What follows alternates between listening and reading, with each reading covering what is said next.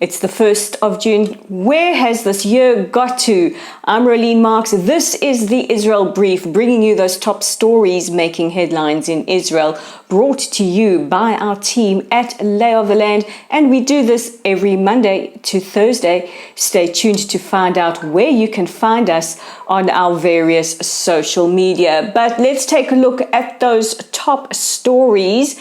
And Israel is back in Africa, so says our foreign minister.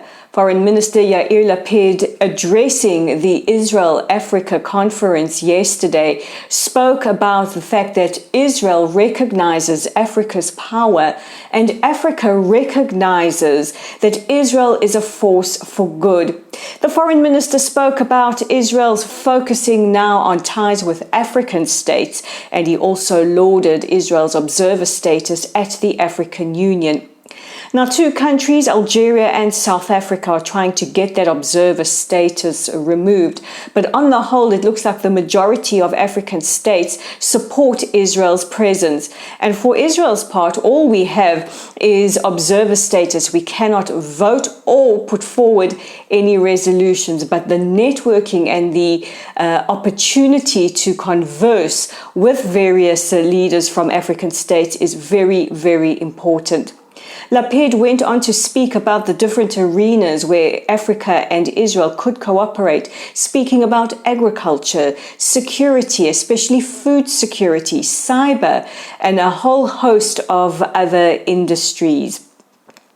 He also recognized that Israel has diplomatic ties with all but 9 of the 54 African states, and it certainly is going to be very, very interesting to see how ties progress. Earlier today, the foreign minister met with his Togolese counterpart, so it's really proof that it's not just words, it's deeds as well. Earlier today, a Palestinian woman was neutralized as she charged at Israeli Defense Force soldiers at the Tzomet Gush Etzion, or the Gush Etzion junction. The woman was neutralized, but there is no word on her condition. We now go to the United Nations, who have announced that they will be naming a program for Palestinian broadcasters and journalists for the slain Palestinian journalist Shireen Abu Akle. As you have been following over the last couple of weeks, Shireen Abu Akle was a journalist for the Al Jazeera network and was killed, we still don't know by who, in the crossfire between IDF security forces and Palestinian gunmen. Now, the UN Secretary General Antonio Guterres said he is appalled at her killing. But I have a question for the Secretary General. What about the French journalist who was killed in Ukraine just 2 days ago, and the 23 others that have been killed in that conflict?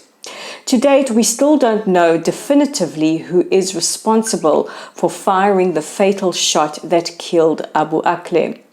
Early hours of this morning, or at least Israel time, the U.S. Secretary of State Antony Blinken spoke to Palestinian Authority President Mahmoud Abbas. They spoke about the killing of Abu Akle, and Blinken appealed to Abbas to please conclude his investigation and also to hand over the fatal bullet to the Israeli authorities so that it can undergo ballistics testing. The Palestinian Authority have said that they have concluded their investigation, and they find that Israel deliberately targeted and killed Abu Akle.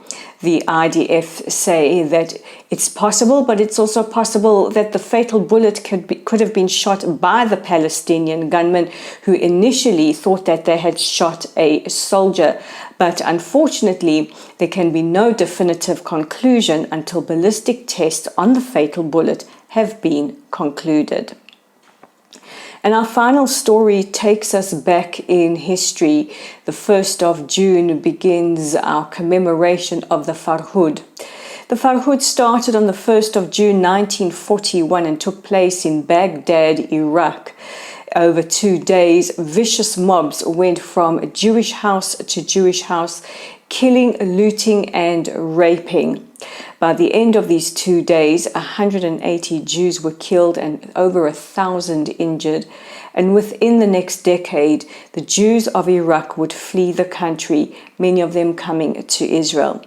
May the memories of all who were murdered in the Farhud be blessed, and may we always remember to be a voice for those whose stories are seldom told. So that brings us to the end of today's headlines, but don't forget to check out our website on www.layoftheland.online. We have an article there by Jonathan Feldstein sharing his thoughts and feelings about Jerusalem and what the city means to him and so many around the world. We are also on Facebook. Please check out our page at Lottel's site. If you want to be part of our growing community, and we would love you to do that, please consider liking or following us and sharing our content. At this moment in time, so much of this type of content is censored, so you really help to get Israel's voice out to as many people as possible.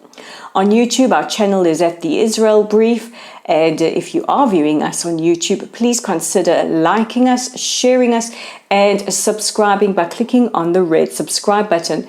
And why not invite your friends to do so as well?